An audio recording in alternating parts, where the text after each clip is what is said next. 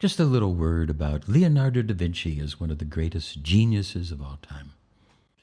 What we see from Leonardo's life is that before the age of 20, he was arrested for dressing as a woman and selling sex. He had another arrest after the age of 20 for dressing as a woman and having sodomy. What we can see, if we look here at the initial pictures, the self-portraits, we see a very effeminate young boy. This new movie, Da Vinci's Demons, is getting us off on the wrong idea.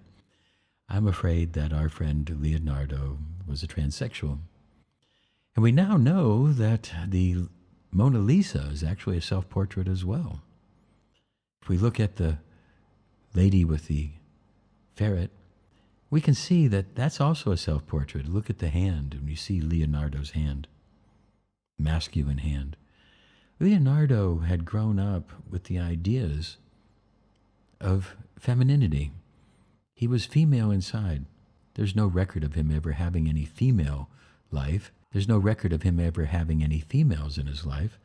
He had young boys that worked with him. Nobody showed up to the court cases, so there was no real witnesses. Either they were bought off or for whatever reason.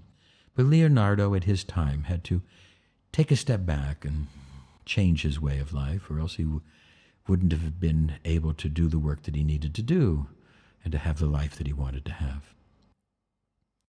Then Leonardo discovered something. He had looked into the history and found that at one point in time, in the very beginning, the Christian religion had a strong feminine component, that of Mary, and that there was really good, strong evidence that he found that Mary and Jesus were actually married.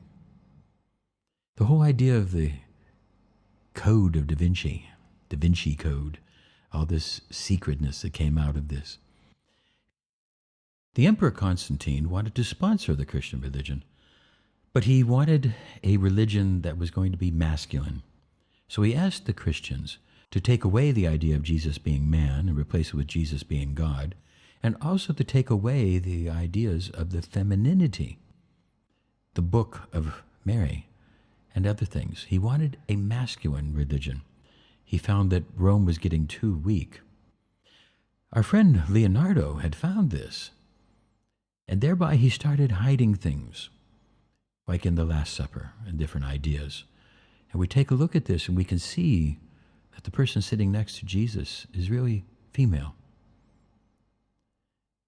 And there are all kinds of little hidden clues that Leonardo gave us. Leonardo's genius also was expressed in his transsexual nature, being able to have the male and the female and having these different things together. And this was part of the expression of his genius. In today's world, we also now are faced with a world that has been so masculine for so long. And now we need to move into a world with a little bit more of a feminine component. We need to be able to embrace the ideas of the transsexual, not reject them. We should be able to not force conformity, but realize that people can be male, female, or both, or possibly neither. We have to expand our ideas of choice.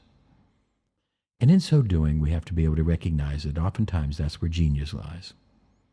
This is Desiree Dupinay with a little word about Leonardo.